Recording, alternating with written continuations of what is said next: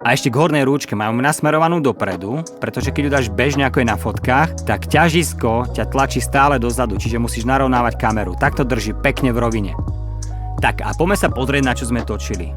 Základ hry je ND filter, tento je od spoločnosti Nisi. True Color vraj, ale funguje úžasne. Lens 24x70, G-Master 2. Tak a tu môžeš vidieť, ako sa ti pekne zíde ND filter bez toho, aby si musel meniť clonu, tak si expozíciu takto veľmi jednoducho stiahneš a musím odporučiť, ten Nisi fakt dobre šlape.